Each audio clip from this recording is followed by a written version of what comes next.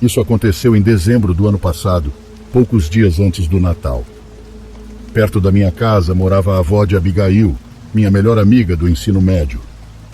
Agora estamos na faculdade, então, já que não estamos na mesma escola, não convivemos tanto.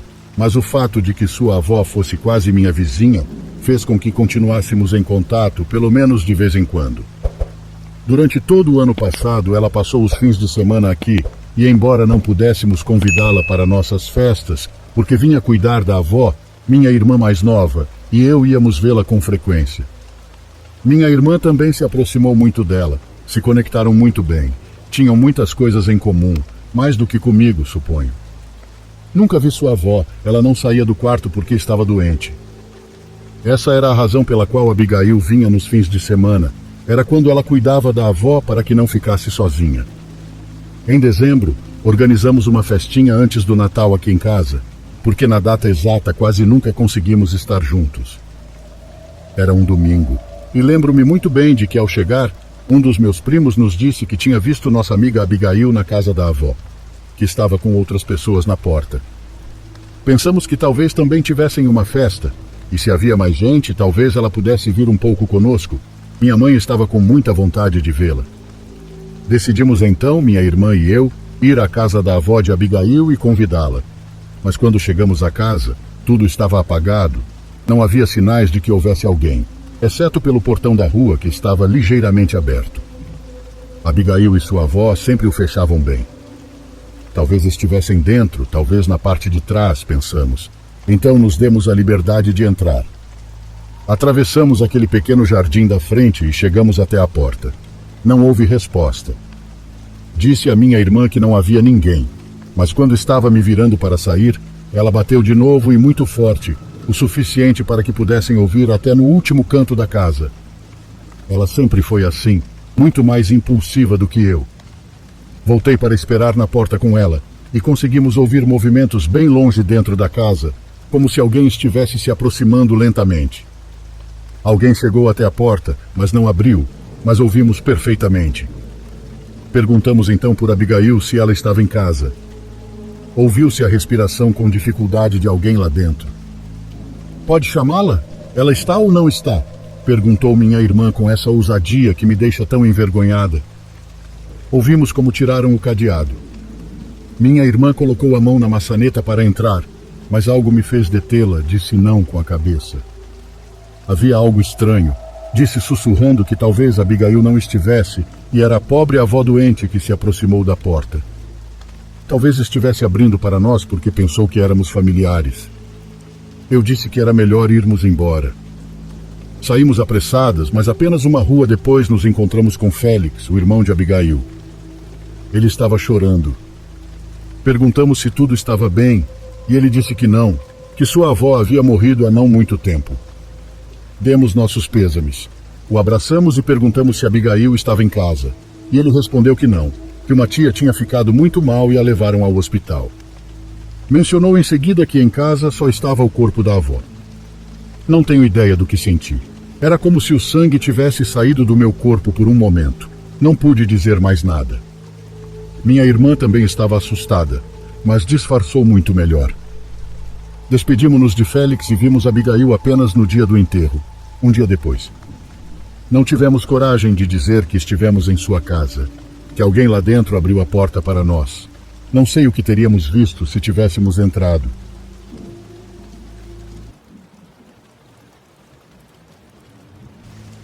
Prefiro não dar meu nome, não porque corra algum tipo de perigo, mas mais porque me dá um pouco de vergonha e não gostaria de receber qualquer tipo de zombaria.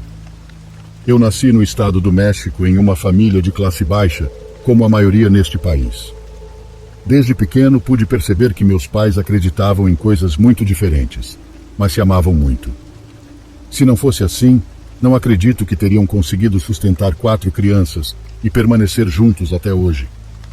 Meu pai é devoto da Santa Morte, tem uma fé cega como não vi em outra pessoa. Quando eu perguntava por que ele a amava tanto, ele contava várias histórias que tinha vivido com ela ao longo da vida. Desde que nasceu, já estava destinado a ser um de seus devotos. Ele nasceu prematuro e um de seus pulmões não tinham terminado de se desenvolver. Minha avó não queria perdê-lo e lhe ofereceu a santa que criasse a criança sob sua devoção. Com o passar dos dias, meu pai começou a se recuperar sem os aparelhos para respirar. Quando cresceu, entendemos que lhe explicaram quem era a santa e que não deveria temê-la por sua aparência, já que, para além disso, era amável com aqueles que lhe mostravam fidelidade. Por outro lado, minha mãe é católica devota. Não gosta muito dessa parte do meu pai, mas o ama. Como meus pais não nasceram em berço de ouro, desde jovens tiveram que encontrar um jeito de ganhar a vida cada um por conta própria. Meu pai vendia frutas e minha mãe começou oferecendo panelas e copos de barro às pessoas na rua. Os dois eram jovens e logo se apaixonaram. Se davam tão bem que decidiram não brigar por suas crenças. Com o tempo, misturaram suas crenças de uma forma um tanto estranha. Enfim, cresci sem saber para onde ir, e como não queria me meter em confusão, era melhor nem pensar na vida espiritual e nem no que há depois de morrer. Com os anos me animei a abrir um negócio onde vendíamos figuras de todos os tipos, desde anjos, santos, cristos e até a Santa Morte em uma área diferente dos santos católicos. Eu gostava do meu trabalho porque muitas das figuras eu mesmo fazia. Nasci com o talento de fazer boas esculturas e por isso não me importava o que me pedissem, fosse o que fosse. Tudo ia bem, embora não seja um negócio que ganhe muito dinheiro por dia. É aí onde gostaria de começar a contar o que aconteceu há uns 6 anos aproximadamente. Estava no negócio quando chegou um senhor vestido com camisa, calça jeans, botas pretas e cinto de cowboy. A primeira coisa que pensei foi que era um desses senhores que vem de algum povoado e que tem pendências com alguma promessa ou santo. Isso acontecia com frequência no negócio. Perguntei o que estava procurando e se podia ajudá-lo. Também disse que se não encontrasse a figura que precisava, eu a faria sem problemas. O senhor nem me respondeu. Ele percorreu toda a loja e depois de uns 15 minutos se aproximou para me dizer: "Olha, filho, vim aqui porque um amigo me recomendou seu trabalho. Queria ver primeiro se você é bom. Sem rodeios, quero uma santa morte, mas não para mim, é para o meu patrão. Como ele é muito exigente, vou te dizer como ele quer." Peguei um papel e comecei a anotar o que ele estava pedindo. A figura deveria medir exatamente 2 metros, sem 1 centímetro a mais ou a menos. O manto tinha que ser de cor dourada e a foice verde. Ele queria que estivesse pronta em 1 semana. Também disse que eu tinha que entregá-la em uma serraria que fazia limite com o estado de Michoacán e que tinha que fazer isso sem chamar a atenção. Pareceu-me que ele estava me exigindo muito, mas trabalho é trabalho.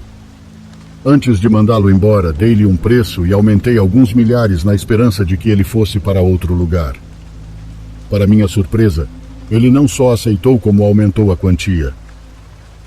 "Aqui está, te dou tanto para que faça um bom trabalho.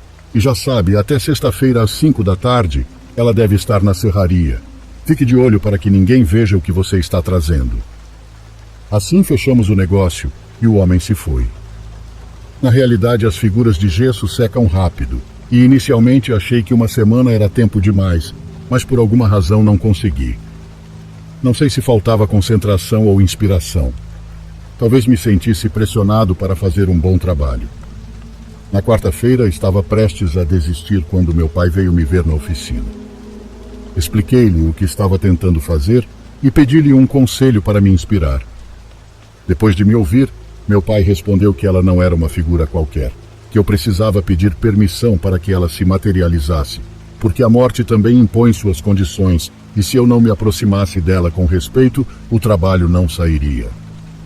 Eu apenas mencionei que já tinha feito figuras da Santa Morte várias vezes, e não tinha tido problemas. Meu pai respondeu que esta figura já estava carregada, e que também tinham intenções. Por isso, tinha que oferecer algo em troca para obter um bom resultado. Fomos comprar cigarros, doces e flores. Coloquei-os na oficina e disse em voz alta que tudo aquilo era um presente meu, em troca de me permitir entregar um bom trabalho. Trabalhei a noite toda, e quando os primeiros raios de sol apareceram, já estava terminada. Passei toda a quinta-feira nervoso, mas não ousei deixá-la sozinha. Meu pai me ajudou a conseguir uma caminhonete dessas usadas para transportar gado. Deixei limpa e coloquei a figura dentro para garantir que ninguém a visse. Amarrei bem e meu pai e eu fomos para a serraria no limite com Michoacán. Meu pai foi comigo porque eu pedi. Nunca tinha feito um pedido assim e queria me sentir seguro. Antes de sair da oficina, meu pai pediu à santa que nos cobrisse com seu manto e nos permitisse voltar para casa. Quanto mais avançávamos, mais percebíamos que a serraria não estava visível da estrada. Tivemos que subir um monte e nos meter entre as árvores e os matagais. O caminho estava disfarçado com palha seca, mas dava para notar que caminhonetes passavam por ali. Quando finalmente chegamos, vimos que na entrada da serraria havia um homem com uma espingarda. Parecia o homem que me fez o pedido pela maneira de se vestir. Comecei a ficar nervoso, mas meu pai me segurou pelo ombro e disse para não me preocupar, que tínhamos que descer e ver o que nos diziam. Assim que saímos da caminhonete, o homem se aproximou segurando a arma e perguntando o que queríamos. Com um pouco de saliva na boca, respondi que um senhor tinha dado um trabalho por uma estátua. Foi então que percebi que não tinha perguntado seu nome nem ele tinha me dado. Comecei a pensar que isso seria um problema. Quando o homem respondeu que sim, que deveríamos esperar ali, perguntei se precisávamos de ajuda ou podíamos fazer sozinhos. Podemos fazer sozinhos, respondeu meu pai. Com muito cuidado, retiramos a lona e descobrimos a estátua. Não sei por que naquele momento a desconheci. Não parecia nenhuma das estátuas que eu tinha feito antes, e mesmo que pareça bobagem, juro que quando a observei bem, senti que estava viva. Meu pai e eu a carregamos até a porta. O homem nos disse para passarmos e ficou do lado de fora como guarda. Se já estava assustado quando entrei, senti que meu sangue ia ao chão. Lá dentro havia no máximo umas 50 tábuas de madeira num canto. Aquilo não era uma serraria. O restante do galpão estava cheio de homens com armas longas, como as que usam no exército. Não sei muito sobre armas, então não posso dizer quais eram, mas acho que podem imaginar do que estou falando. Sem exagerar, eram uns 40 homens armados que nos olharam fixamente. Finalmente chegaram, disse um deles. Coloquem-na aqui. Ele nos indicou um espaço onde havia um tapete vermelho. Meu pai e eu colocamos lá sem dizer sequer uma palavra. Não sei se os homens perceberam, mas minhas mãos estavam tremendo. Pensei que uma vez que a colocássemos, nos metralhariam. Por um momento, fechei os olhos e comecei a ouvir coisas estranhas, como gemidos que vinham de debaixo da terra. Outro homem se aproximou de nós e nos deu um envelope. Dentro estava o dinheiro que acertei com o senhor que fez o pedido. Agradecemos e antes de sair pela porta, quem entregou o dinheiro nos disse: já sabem, aqui ninguém viu nada. Não se preocupem, não se preocupe, respondeu meu pai. Aqui não vimos nada. Subimos na caminhonete e me mantive o mais tranquilo possível até chegarmos à estrada de volta ao estado do México. Não aguentei mais e desci para vomitar. Tive vontade de chorar e gritar. Meu corpo tremia e senti que faltava ar. Meu pai também desceu e acendeu um cigarro. Ficamos um tempo sem dizer nada até que finalmente ele foi quem falou. Já desconfiava de algo assim. O trabalho que te deram é para que a santa traga dinheiro para os negócios e a cor verde é para ajudar a não ter problemas com a lei. Não quis te dizer porque poderia desistir e teria sido pior, filho. Os compromissos que se fazem com a santa se cumprem, ou se cumprem. Para ser sincero, o que eu tinha pensado era que talvez estivessem cortando árvores ilegalmente, como acontece em muitos lugares. Pensei que isso lhes dava dinheiro e que por aí ia a coisa. Depois meu pai me perguntou se eu não tinha percebido. Percebi o quê? Respondi. Muitos dos que estavam lá estavam protegendo algo, ou queriam esconder algo. De relance percebi que estavam guardando um buraco, ele me disse. Ouvi gemidos que vinham debaixo da terra, respondi. Ele ficou quieto. Quando já nos sentíamos melhor, voltamos a subir na caminhonete. Decidimos não contar nada para minha mãe para não preocupá-la. Guardei isso como um segredo. Até hoje não me fizeram um pedido igual e espero que não o façam, pois agora sou devoto da Igreja Católica. Optei por seguir os conselhos de minha mãe e seguir suas crenças. Foi o melhor a se fazer.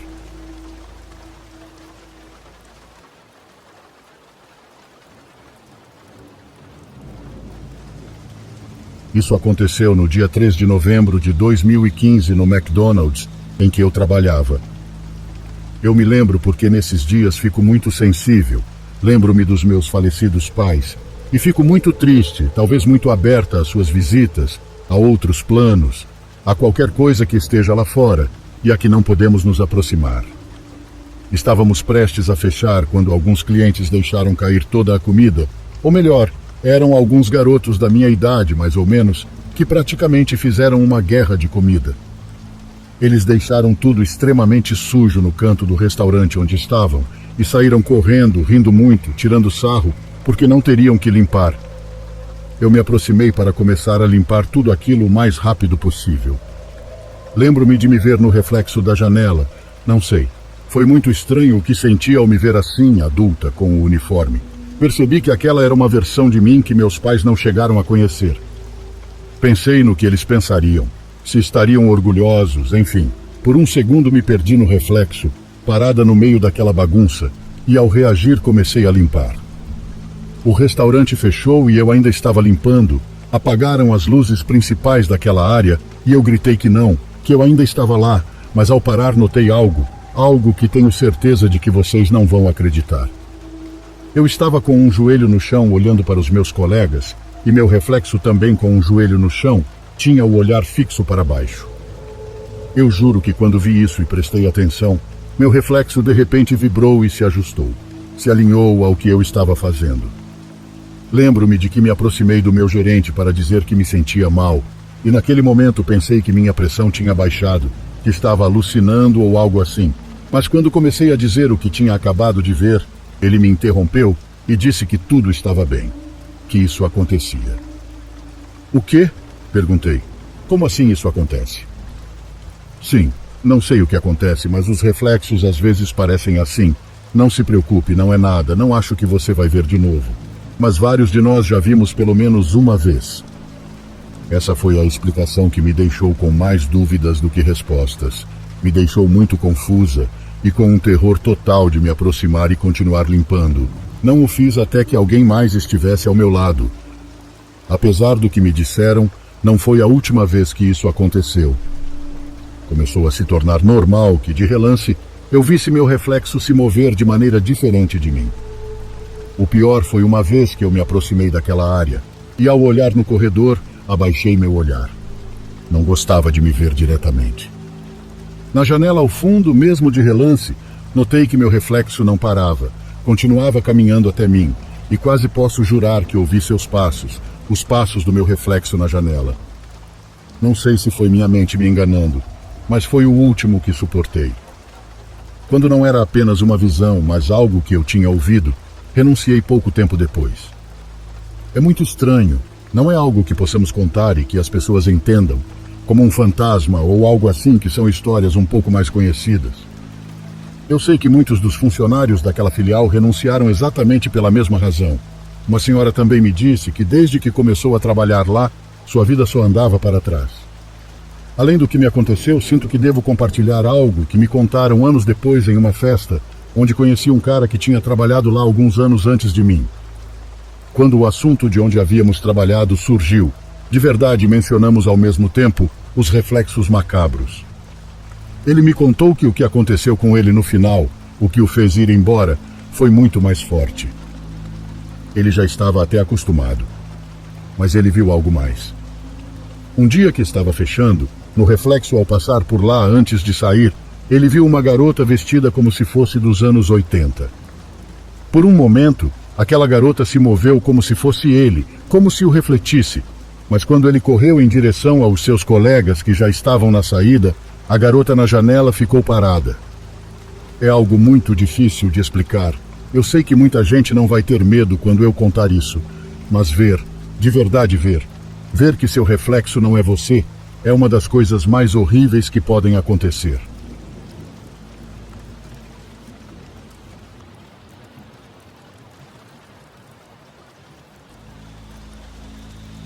Me chamo Patrícia e sou do estado de São Paulo, mas a história aconteceu no distante Canadá.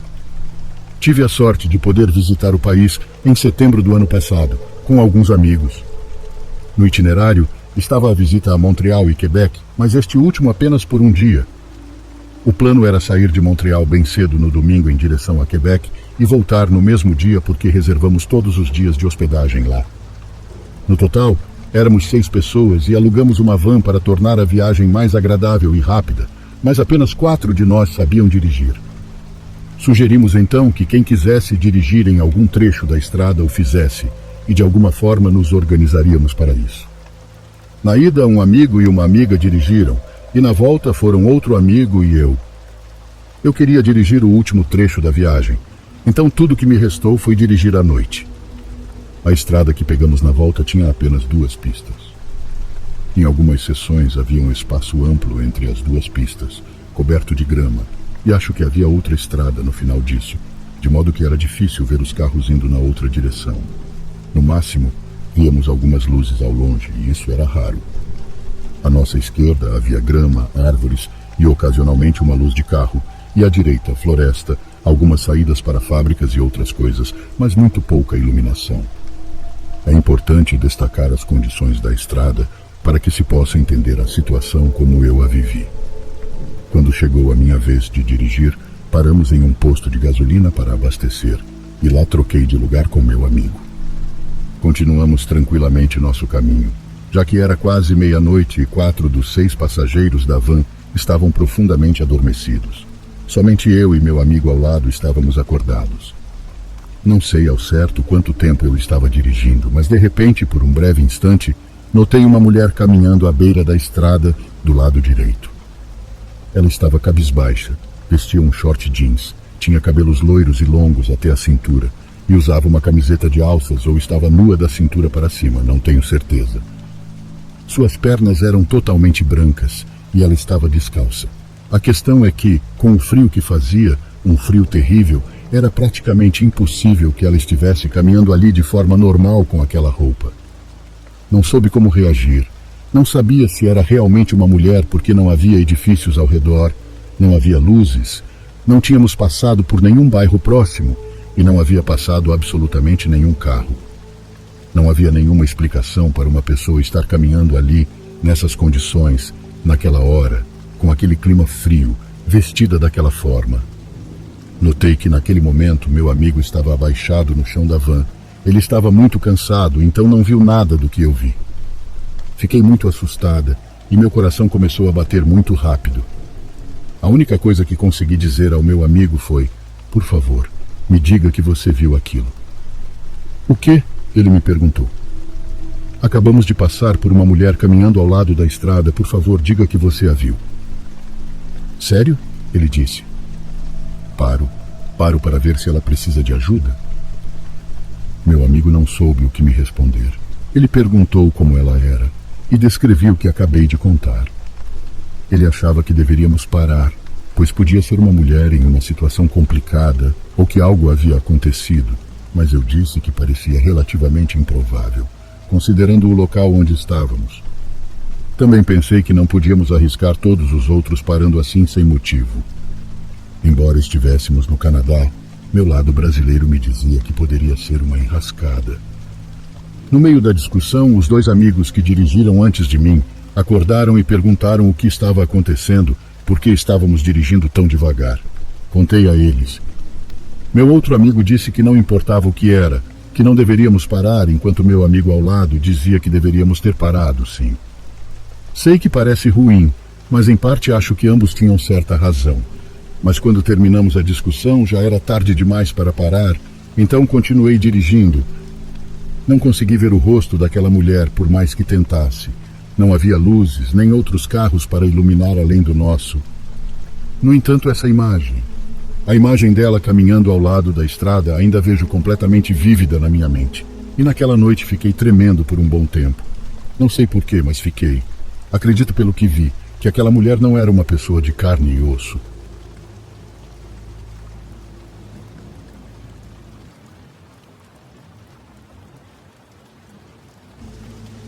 Sou totalmente cética, mas todos esses temas relacionados ao paranormal me parecem extremamente interessantes.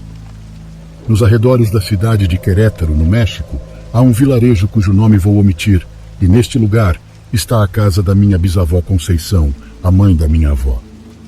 Esse lugar permanece totalmente desabitado. A casa atualmente pertence a uma das minhas tias-avós.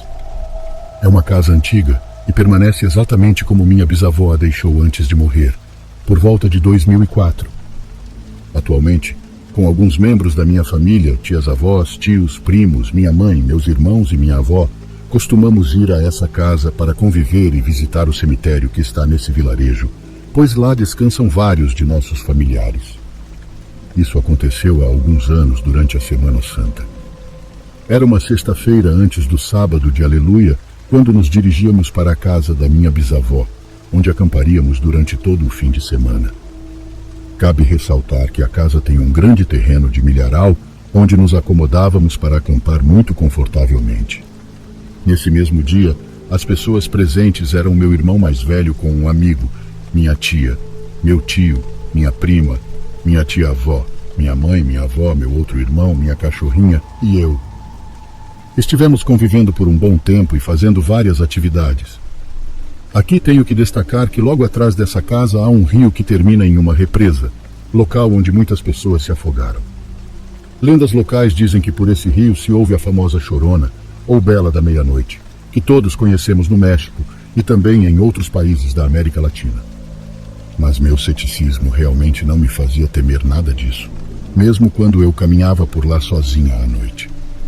Estivemos caminhando por esse lugar por um bom tempo e em uma parte perto do rio encontramos uma ovelha morta, mas era muito estranho porque estava como se estivesse mumificada e nenhum animal a havia tocado, nada a havia comido.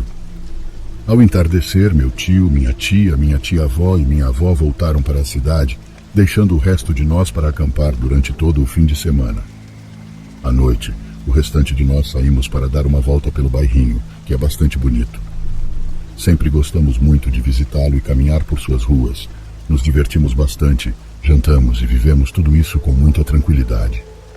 O incomum começou a acontecer ao voltarmos para a casa, para nosso acampamento, depois de jantarmos e irmos dormir.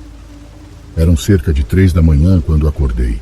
Minha prima havia tirado o cobertor e eu estava com muito frio, praticamente sem nada embaixo, quase no chão. Dalila estava comigo, super dormindo e tranquila. Então eu simplesmente tentei voltar a dormir, mas de repente comecei a ouvir um lamento muito distante.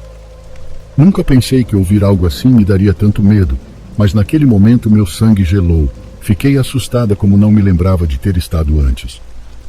Tentei pensar que era minha imaginação, mas ouvi novamente. Foi aí que percebi que não era nada imaginário. De repente, todos os cachorros vizinhos começaram a uivar, mas me surpreendeu que Dalila nem sequer se mexeu. Ela continuava dormindo como se estivesse sedada. Fiquei com a pele arrepiada, com medo de sair da barraca.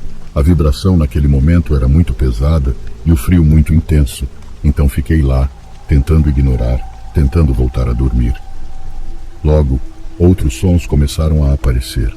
Um trem ao longe, o relinchar de um burro, galos cantando, animais de outros ranchos. O ambiente, de alguma forma, voltou a se sentir leve, e depois o medo me cansou tanto que simplesmente adormeci. Pela manhã, no café da manhã, surgiu o assunto daquele lamento noturno. Percebi que o amigo do meu irmão mais velho, minha mãe e meu irmãozinho também tinham ouvido algo que naquele momento acreditávamos ser a Chorona. O resto do dia foi, creio eu, normal. Inclusive, nesse mesmo sábado, chegou outro tio meu com sua esposa e minhas 2 primas. Eles ficariam para acampar conosco até o dia seguinte, nosso último dia naquele lugar. Eu, pessoalmente, me considero agnóstica, mas minha família é muito religiosa, e naquele momento, como eu era mais jovem, ainda me impunham a religião. Então, ao anoitecer, fomos à missa de ressurreição, voltamos para casa por volta da 1 da madrugada. Eu estava morta de cansaço e adormeci como uma pedra. No dia seguinte, novamente estavam todos dizendo que tinham ouvido a Chorona à noite. Eu não ouvi dessa vez, e todo o resto da viagem correu tranquilamente e voltamos para a cidade. Ao voltar, chegamos à casa da minha avó, e lembrando que ela junto com meu tio e minha tia-avó tinham voltado para a cidade desde sexta-feira, a primeira coisa que contei à minha avó ao vê-la foi que tínhamos ouvido a Chorona e descrevi tudo sobre os cachorros uivando, os galos cantando, o burro, o trem. Foi aí que ela me disse algo. Minha filha, não era a chorona, era outra coisa, porque quando o burro relincha, é quando as almas estão indo embora quase ao amanhecer. Fiquei em choque e fui contar para minha mãe. Disse a ela que o que ouvimos não tinha sido a chorona, mas algum outro espírito. Ela me respondeu o seguinte: não te disse para não te assustar, mas aquele lamento que você ouviu era exatamente igual ao que sua bisavó Conceição fazia quando já se sentia muito mal, quando tinha dores terríveis pouco antes de morrer.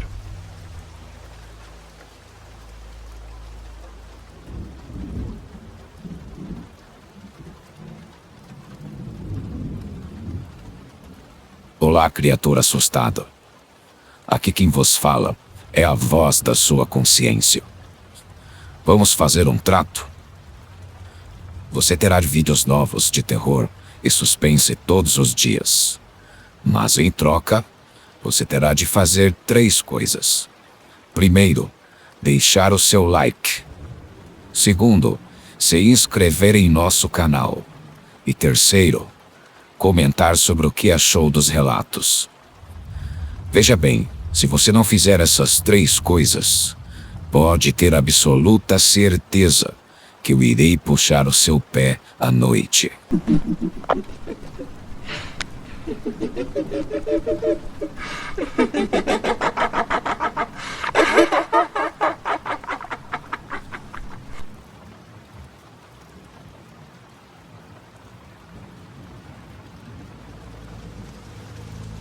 Quero dizer que compartilhar minha experiência me deixa um pouco nervosa. Antes de começar, gostaria de fornecer um pouco de contexto. Esse tipo de relato realmente me interessa, caso contrário, eu não teria vontade de compartilhar. No entanto, não sou uma pessoa obcecada com o tema.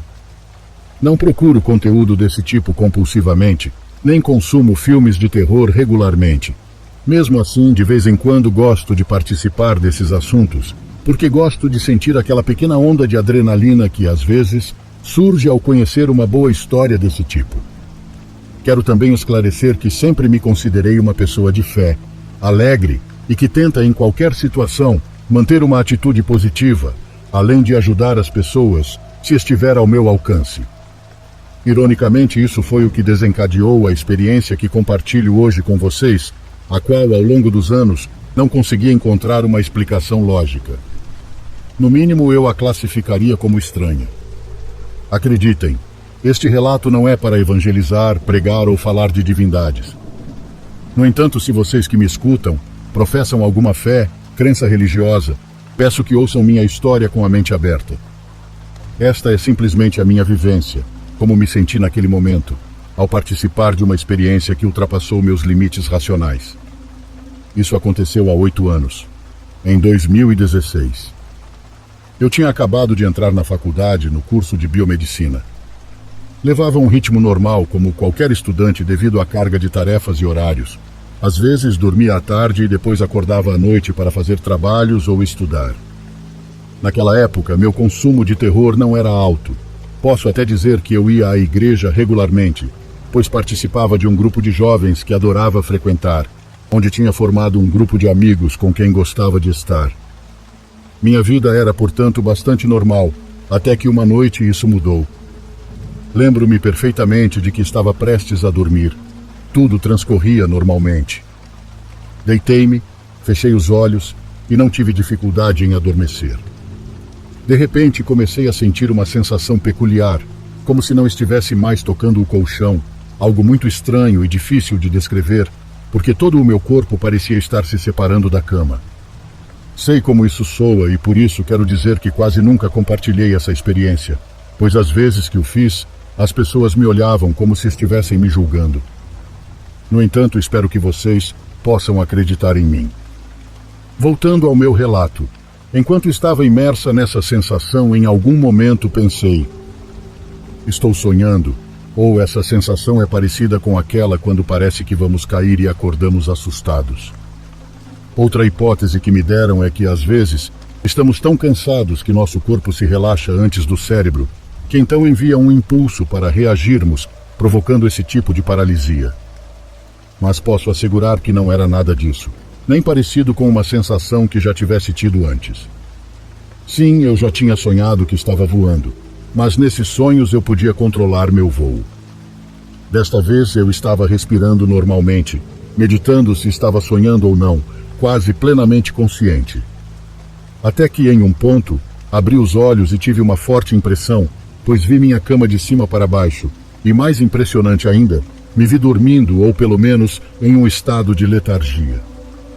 Olhei para diversos pontos e vi meu quarto perfeitamente com todos os objetos no lugar em que os deixei naquela noite.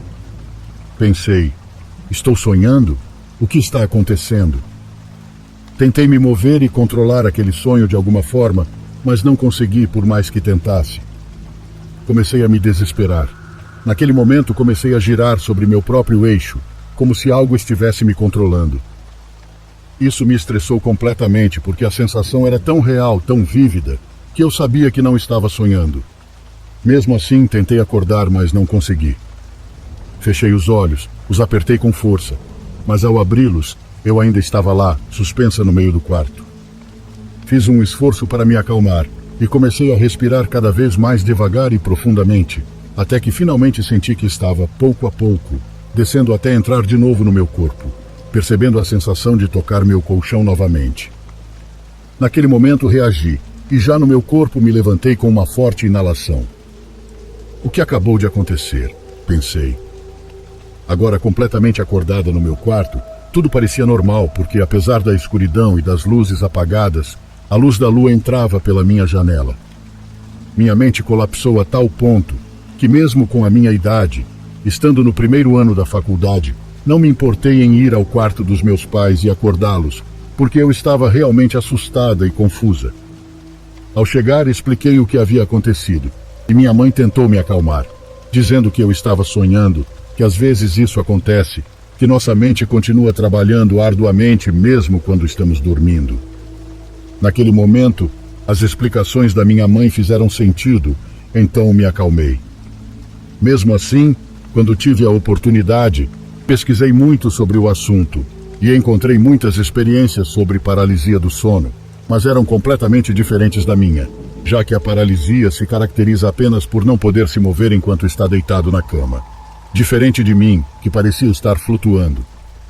Para não prolongar a história, digo que, infelizmente, a partir daquela data, comecei a experimentar essa sensação com frequência. No mínimo, posso dizer que, no total, foram umas 12 vezes, em dias seguidos e cada vez com maior intensidade. Quase poderia dizer que a cada vez que tinha esse tipo de sonho, estava mais e mais consciente. Até que uma noite, ao sofrer isso novamente, fiquei com muito medo, porque vivi a experiência completamente lúcida. Desta vez, porém, houve algo diferente. Ao olhar por todo o quarto, percebi que não estava sozinha. No interior do quarto, notei a presença de um ser que poderia descrever como uma sombra escurecida, de aspecto tão negro que parecia absorver a luz. Com o passar dos minutos, voltei a descer até tocar a cama e assim reagi. Acho que a gota d'água foi uma vez em que, como nas outras, eu estava flutuando, mas, ao contrário das vezes anteriores, desta vez estava levitando muito alto, quase no nível do teto, o que me causou muito terror. Tentei me mover desesperadamente, mas senti como se alguém estivesse me segurando invisivelmente, tocando e movendo meus braços e pernas contra minha vontade, enquanto eu não tinha controle do meu corpo. De repente, percebi a presença daquela sombra no quarto e soube que ela estava exercendo controle sobre mim. Não sabia o que fazer, se fechava os olhos ou não. Tinha muito medo, tentava falar, gritar, pedir ajuda, mas não conseguia emitir sons, quase como se algo estivesse apertando minha garganta e impedindo que eu falasse. Foi muito desesperador porque a sensação era de que algo me fazia levitar. Brincava comigo, movendo-se à sua vontade, e depois me deixava retornar ao meu corpo. Aquela noite, finalmente, pude voltar e reagir novamente. A situação chegou a um ponto em que comecei a dormir à tarde, com medo de dormir à noite. No entanto, mesmo dormindo à tarde, a mesma coisa começou a acontecer, embora pelo menos por um menor tempo. Tive que desenvolver uma espécie de valentia, porque sabia que ao dormir a qualquer hora isso aconteceria, fosse à tarde ou à noite. Comecei a acreditar que isso era algo mental, mas sentia que precisava conversar com alguém, porque ninguém estava acreditando em mim. Além de desabafar, eu precisava de outra opinião, porque as explicações lógicas do meu círculo próximo não me satisfaziam. Decidi falar com um sacerdote. Fui até a paróquia do grupo juvenil do qual fazia parte e marquei uma consulta com o padre. No dia seguinte, fui à igreja e começamos a conversar. Contei como me sentia e os fenômenos que estava vivendo. Ele me fez muitas perguntas sobre se eu estava assistindo a certos tipos de filmes ou participando de jogos espirituais, como o tabuleiro Ouija ou outros. Também perguntou se eu estava brigando com minha família ou amigos, mas, na verdade, nada disso se aplicava à minha situação. Quando falei sobre os temores noturnos e a sensação de levitar, ao ouvir isso, ele reagiu de maneira peculiar, olhando-me como se compreendesse perfeitamente o que estava acontecendo, quase como se não fosse a primeira vez que alguém lhe contava algo assim. Ao mesmo tempo que conversava comigo, pegou uma pesada cruz de ferro que ficava erguida sobre uma base e, sem parar de me olhar, a colocou sobre sua mesa. Pediu-me que continuasse contando minha história, e assim fiz. Quando mencionei a sombra negra, ele pegou a cruz e, sem me pedir permissão, ergueu-a no ar e começou a rezar por mim. Foi nesse momento que meu estômago se contraiu completamente e comecei a sentir uma enorme pressão, uma dor intensa.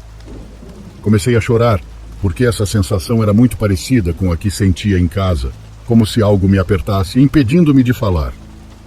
Então, quando o padre terminou de rezar, depois de alguns minutos, comecei a me acalmar e o que estava sentindo se dissipou. Ele me disse que, às vezes, quando algo assim acontece, podemos sentir uma estranha opressão em nossa casa, mas se a enfrentarmos com coragem, ela desaparecerá.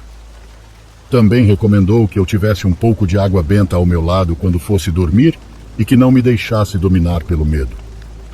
Voltei para casa com um sentimento de alívio, porque pela primeira vez em muitas semanas, alguém parecia acreditar em mim e oferecer ajuda.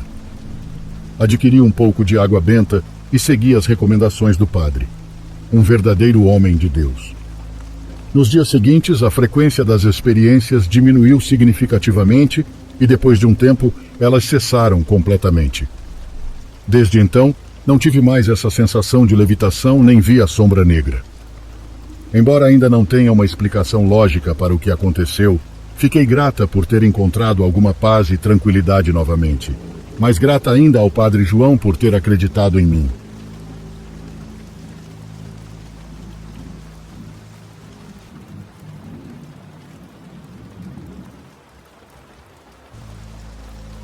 Antes de me mudar para a Pensilvânia, vivi 21 anos em Santa Mônica, Califórnia. Lá, as lojas de segunda mão são super populares em certas áreas, e especialmente onde há pessoas ricas. Eu sou amante de objetos antigos, adoro eles, então por vários meses percorri muitas dessas lojas, procurando um estilo específico de móveis que me fascina. Naquela época, eu estava procurando uma mesa de jantar e felizmente encontrei o que procurava. Parei em uma loja acidentalmente perto de casa, nem sabia que ela existia.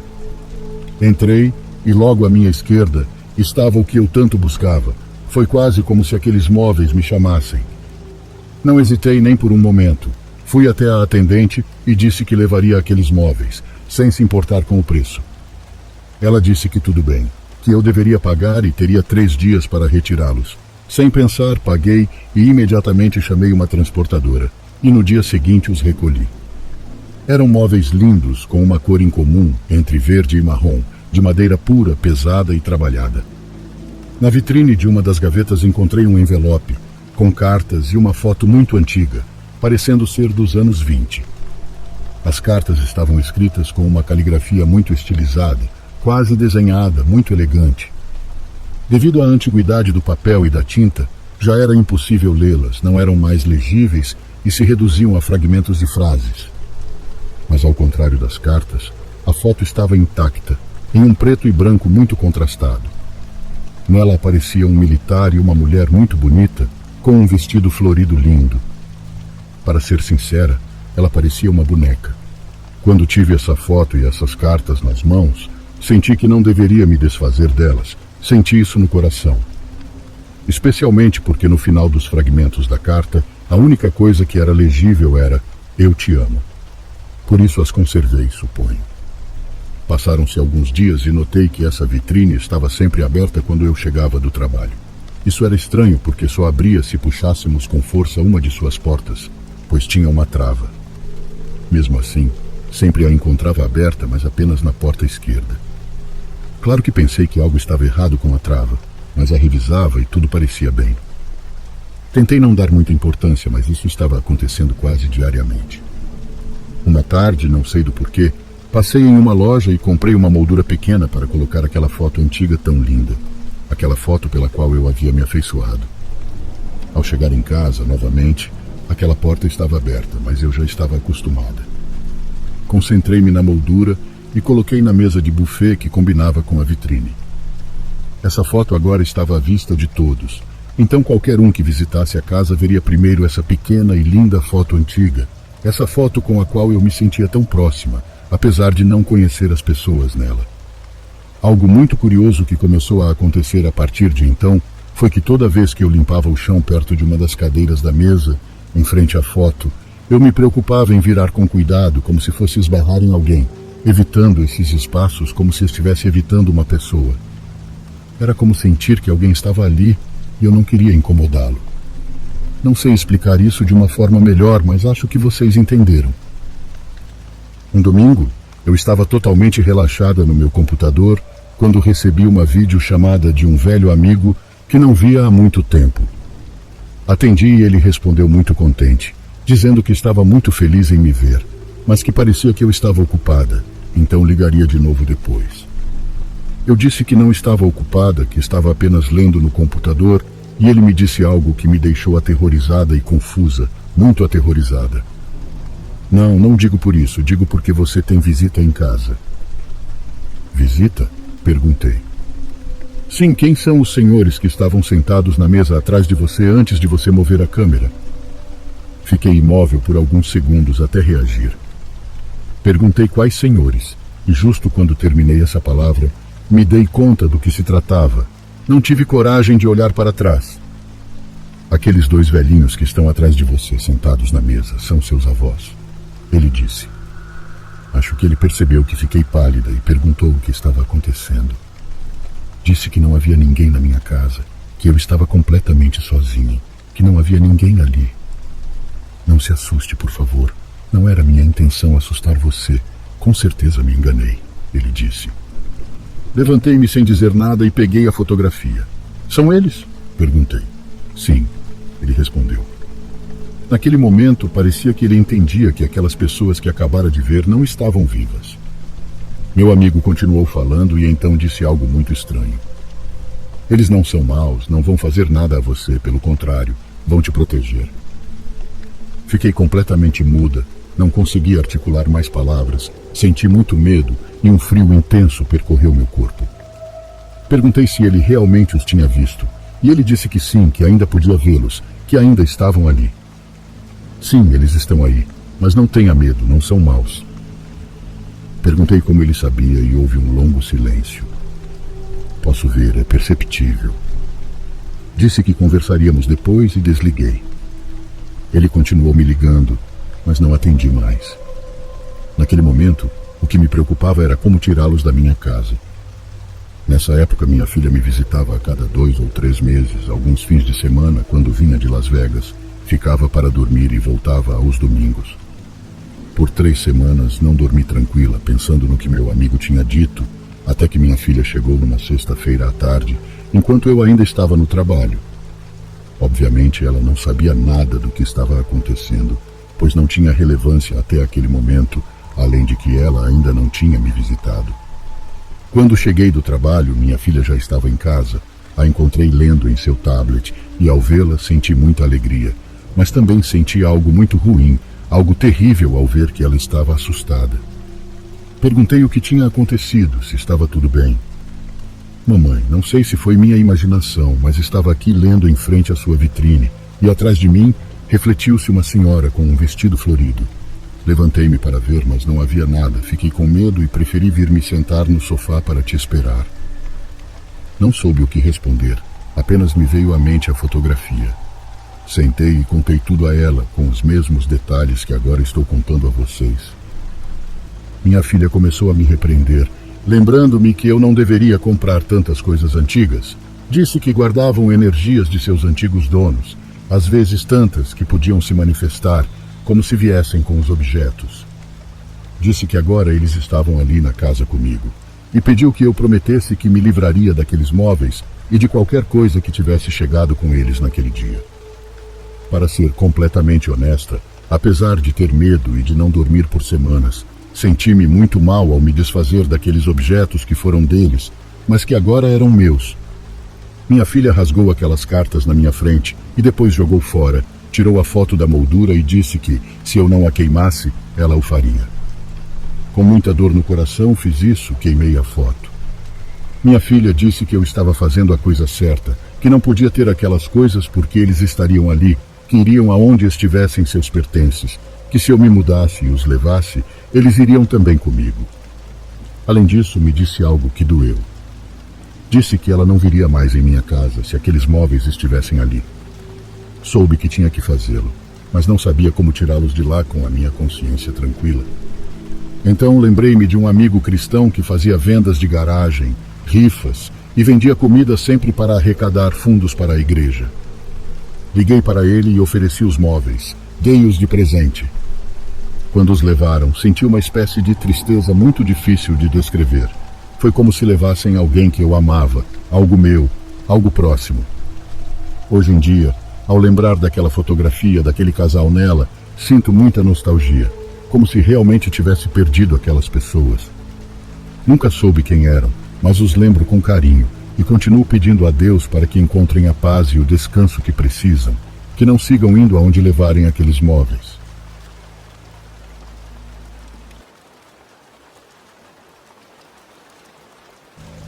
Fui acampar sozinha alguns anos atrás. Era meu primeiro ano de trabalho após a faculdade, então as coisas estavam difíceis naquela época. Eu não ganhava muito e meu apartamento era caro. Nem preciso dizer que eu estava estressada na maior parte do tempo, então esperava esquecer a maioria dessas coisas no fim de semana. A trilha que escolhi era uma das mais remotas do meu estado. Eu já tinha feito a maioria das mais fáceis com meus amigos. Algumas eram apenas passeios de um dia, mas desta vez eu ia passar 2 noites inteiras. Não era a primeira vez que eu saía sozinha, mas seria a viagem solo mais longa que eu já tinha feito. Eu tinha tudo pronto no meu carro quando fui trabalhar na sexta-feira. Meu plano era sair logo após o trabalho. Então, quando terminei no escritório, peguei a estrada saindo da cidade. Parei em um fast food no caminho, depois cheguei ao início da trilha quando já estava escurecendo. Não havia nenhum lugar para montar minha barraca para a noite, então infelizmente tive que dormir no meu carro. Estiquei-me no banco de trás, mas ainda estava apertado. Tenho 1,85 m a propósito. Não dormi particularmente bem, mas acordei cedo e então peguei minha comida embalada para o café da manhã. Por volta das 7h30, tranquei meu carro e comecei a caminhar pela trilha. Havia cerca de 5 outros carros parados lá, o que era mais ou menos o que eu esperava. Eu não tinha visto outra pessoa, então presumi que todos já estavam na trilha. Por volta da metade do primeiro dia, a trilha descia para um vale isolado. Não tinha visto ninguém por lá, até notar 2 homens se aproximando na direção oposta. Nos encontramos em uma parte estreita do caminho, com árvores de ambos os lados. Eu parei e me afastei para deixá-los passar, e enquanto faziam isso, eles pararam para falar comigo. Perguntaram para onde eu estava indo e há quanto tempo eu estava na trilha, todas as gentilezas normais que se esperaria. Um deles era baixinho e acima do peso, com uma longa barba e um boné de beisebol. O outro era mais jovem, provavelmente não mais velho que eu. Eu tinha 24 anos na época. Ambos estavam usando jeans e camisetas. Não exatamente roupas de caminhada, mas eles tinham mochilas grandes, o que era bastante normal. Conversamos por alguns minutos, e eu disse que precisava continuar, mas um arrepio percorreu meu corpo enquanto eu me afastava. Naquele momento pensei que estava sendo paranoica demais, mas pode ser realmente assustador encontrar estranhos no meio do nada. Havia uma tensão porque eu sabia que eles poderiam fazer qualquer coisa comigo. Muitos de vocês provavelmente vão me criticar por não ter uma arma, e talvez eu mereça, mas nunca aprendi a usar uma, então achei melhor deixá-las de lado. Continuei minha caminhada e fiquei feliz por estar sozinha novamente. Olhei por cima do ombro várias vezes para ter certeza de que não estava sendo seguida. A trilha era sinuosa, então eu não estava tão segura, mesmo não tendo ninguém atrás de mim. Quando estava escurecendo, encontrei um lugar para montar meu acampamento para a noite. A trilha tinha locais estabelecidos onde você deveria montar, não era permitido acampar em qualquer lugar, porque queriam que usássemos os banheiros e mantivéssemos o local limpo.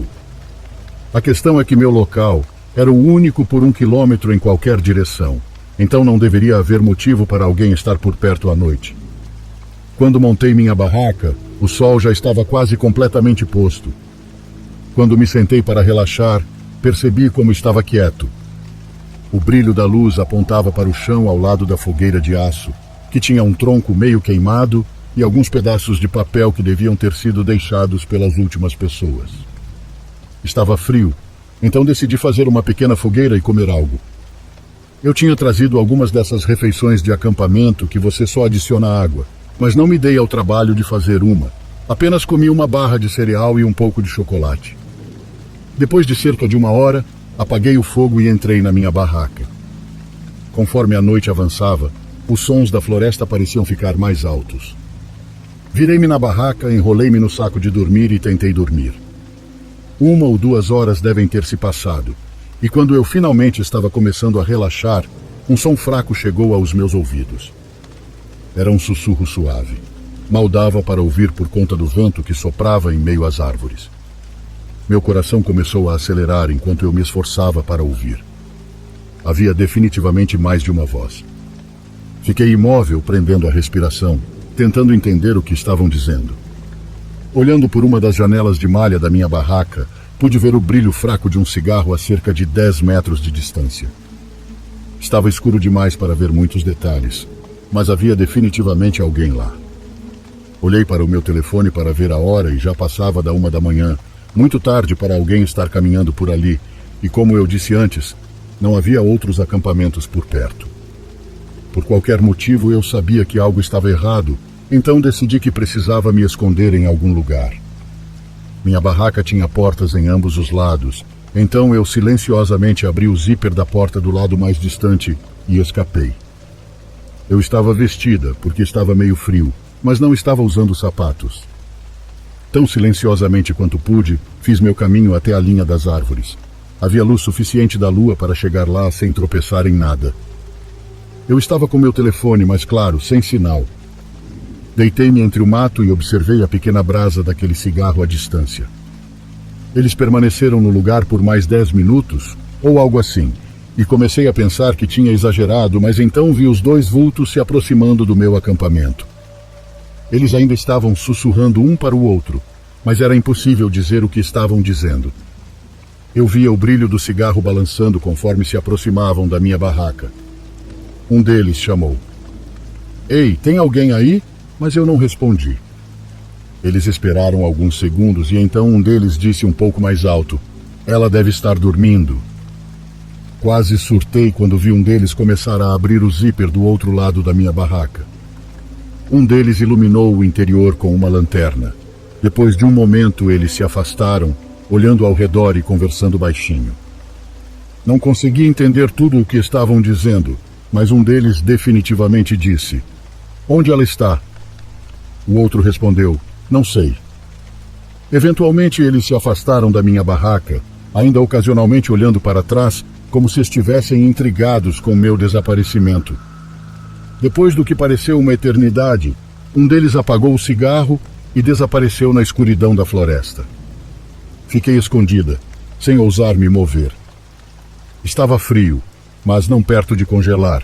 Era fim de verão, então provavelmente estava por volta de 10 graus Celsius. Quando começou a clarear, senti um alívio. O sol estava brilhando e finalmente saí da linha das árvores. Quando caminhei até minha barraca, ambas as portas estavam abertas. Fora isso, meu acampamento estava relativamente intocado. Pelo que pude perceber, nada foi roubado e não havia danos à minha barraca. O fogo estava completamente apagado, mas acendi de novo para tomar um café da manhã quente. Estava com muito frio. Depois disso, rapidamente juntei minhas coisas e as joguei na mochila. Desmontei minha barraca rapidamente e a joguei dentro também.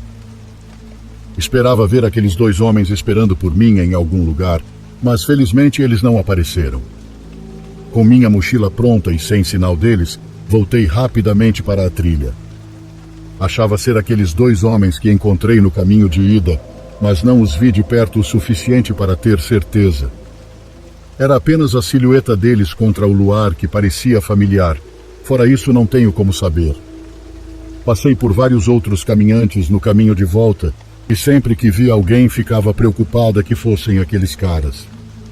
Para minha sorte ou azar, quando estava a cerca de 1 hora do meu acampamento, vi os 2 homens do dia anterior.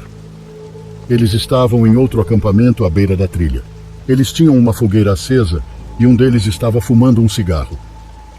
Quando passei, o mais velho olhou para mim na trilha e gritou: "Ali está ela!" Isso instantaneamente me causou um calafrio. Era como se ele estivesse me provocando. Virei minha cabeça de volta para a trilha à minha frente e continuei andando, sem querer dar nenhuma reação. Logo estava de volta ao meu carro.